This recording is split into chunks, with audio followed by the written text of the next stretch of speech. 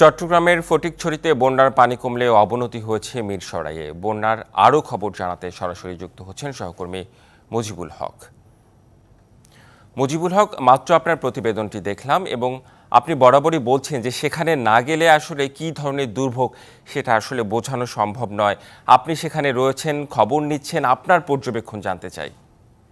রেদওয়ান, আপনিও জানেন আমরা গতকাল ফটিকছড়ির বিস্তীর্ণ এলাকা ঘুরেছি। বিশেষ করে যে সমস্ত তুলনামূলক নিচু এলাকা আছে, সোয়াবিল, সুন্দরপুর, ভুজপুর, এই জায়গাগুলোতে বিস্তীর্ণ এলাকা মানুষ এখনও পানিবন্দী রয়েছে। মাইলের পর মাইল ঘরবাড়ি ডুবে গেছে এবং সেখানটাতে যারা আছেন তাদেরকে এক ধরনের মানবেতর জীবনযাপন করতে হচ্ছে। আমরা দেখছি সেখানে প্রশাসনের পক্ষ থেকে সহায়তা পৌঁছানোর চেষ্টা করা হচ্ছে। এর বাইরে বিভিন্ন সামাজিক সংগঠনের পক্ষ থেকে কর্মীরা সেখানে যাচ্ছেন শুকনো খাবার, বিশুদ্ধ পানি সরবরাহের পাশাপাশি সেখানে যারা বিভিন্ন তুলনামূলক উঁচু জায়গায় আশ্রয় নিয়েছেন তাদেরকে সেখান থেকে উদ্ধার করে তারা বিভিন্ন আশ্রয়কেন্দ্রে নৌকা এবং বোট যোগে নিয়ে আসছেন। আপনি নিশ্চয়ই ক্যামেরার চোখে দেখতে পাচ্ছেন। এই বিশেষ করে সুন্দরপুর, ভুজপুর, এই কয়েকটি ইউনিয়নে এখনও পর্যন্ত মানুষ বিচ্ছিন্ন রয়েছে। মূল সড়ক থেকে পানি কিছুটা নেমেছে, তবে বিস্তীর্ণ এলাকা এখনও পর্যন্ত পানিবন্দী রয়েছে মানুষ। ফলে সেখান থেকে যোগাযোগের যে মাধ্যম সেটি নৌকা একমাত্র, এবং সেখানে খাবার পৌঁছে দেওয়ারও একমাত্র মাধ্যম নৌকা।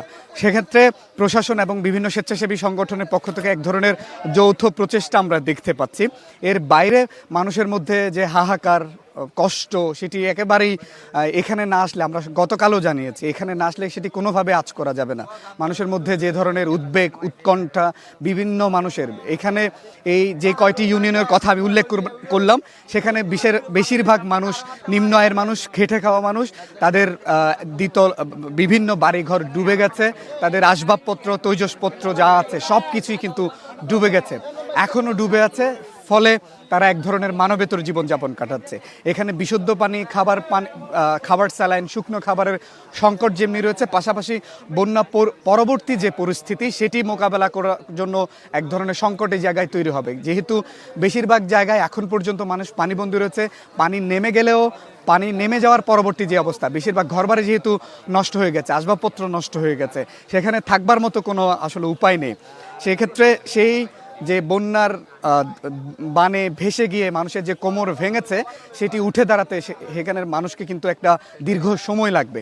সেক্ষেত্রে এখানে আমরা সকাল থেকে আছি এবং মানুষের সাথে কথা বলে যেটি বুঝতে পারছি যে এখানে একটা যৌথ সহায়তা দরকার আছে, বড় ধরনের সহায়তার দরকার আছে। যারা এখনো পর্যন্ত বিচ্ছিন্ন রয়েছে মূল জায়গা থেকে, মূল উপজেলা থেকে, সেক্ষেত্রে তাদেরকে মূল স্রোতে ফিরিয়ে আনা, শুকনো খাবার দিয়ে তাদেরকে বাঁচিয়ে রাখা, এই যে একটা প্রচেষ্টা সেটি আরও বেশি বেগবান করবার দরকার আছে। এখানে অনেক স্বেচ্ছাসেবী কাজ করছে। আপনারা তো বিভিন্ন জায়গায় ঘুরছেন, মানুষের কি অবস্থা দেখছেন সব মিলে? মানুষের অনেক হাহাকার অবস্থা দেখতেছি এবং মানুষের বন্যার মধ্যে মানুষ অনেক অসহায়ভাবে পড়ে গেছে। এমন অনেক স্কুলের একটা বিষয় আছে, একটু কথা বলতে আমরা অনেক অবস্থা দেখছি যেখানে মানুষ ত্রাণ পর্যন্ত পৌঁছায় না। মানুষ মনে করে আসলে দূরে যারা আছে তারা ত্রাণ পাচ্ছে না, কিন্তু আসলে তা নয়। সবাই দূরে যারা আছে তাদেরকে সবাই ত্রাণ দিচ্ছে, কিন্তু যারা কাছে আছে তারা মূলত ত্রাণ পাচ্ছে না। আমরা অনেক জায়গায় সেটা খেয়াল করছি। বিচ্ছিন্ন খবর পাচ্ছি, বিচ্ছিন্ন নানা ধরনের খবর পাচ্ছি। একটু আপনি কি বলতে চান সার্বিকভাবে বন্যা পরিস্থিতি কেমন? বন্যা পরিস্থিতি নিয়ে আমরা হানাজারি পার্বতী উচ্চ বিদ্যালয়ের 111 বেসের দশম শ্রেণীর ছাত্র শিক্ষার্থীদেরকে আমরা এখানে নিয়ে আসছি। তা আমরা এখানে আসি দেখতে পারলাম না আমরা কোনো লক্ষ্য স্থির করতে পারতেছি না। আমরা যে দোষী নিয়ে আসছি, আমরা এখানে পথ হারিয়ে ফেলছি। কোন দিকে দুর্গত এলাকার মানুষ আছে সেটা আমরা খুঁজে বের করতে পারতেছি না। এলাকার স্থানীয় ভাইদের সহযোগিতা নিয়ে আমরা প্রস্তুতি নিচ্ছি। তা আল্লাহর দরবারে শুকরানা আদায় করছি, আজকে ভালো রুদ্রোজ্জ্বল আবহাওয়া আছে, আলহামদুলিল্লাহ, শুকরিয়া। আমি সাথে ডিবিসির নিউজ করতেছেন ভাইদেরকে আমি মোবারকবাদ জানাচ্ছি। আমরা আর কয়েকজন আছে, একটু কথা বলতে চাই, একটু জানাবেন, ছোট করে বলেন কি অবস্থা দেখলেন? আসলে এইরকম ভয়াবহ পানি আমার জীবনের অভিজ্ঞতায় কখনো দেখি নাই। খুব কষ্টে জীবনযাপন পার করতেছে এখানকার মানুষ, বানবাড়ির মানুষ। খাওয়া দাওয়া হতে বিশুদ্ধ পানি নিয়ে, চিকিৎসা সব কিছু নিয়ে তাদের অবস্থা খুবই করুণ। আমরা চাই আল্লাহ তাআলার অশোক সহমতে পানি যত তাড়াতাড়ি নামবে এই এলাকার জনদুর্ভোগ তত কমবে। আপনাকে ধন্যবাদ। রেদওয়ান, আমরা বিভিন্ন জনের সাথে কথা বলছি, স্বেচ্ছাসেবী থেকে শুরু করে এখানে যারা স্থানীয়রা আছে তাদের সাথে কথা বলছি। মিশ্র একটা আমরা অভিজ্ঞতার কথা শুনছি। ফটিকছড়ি তো এই অবস্থা, এর বাইরে মিরসরাইয়ের বন্যা পরিস্থিতির আরও অবনতি হয়েছে। আমরা যতটুকু খবর পেয়েছি সকাল পর্যন্ত সেখানে নতুন নতুন জায়গা প্লাবিত হচ্ছে।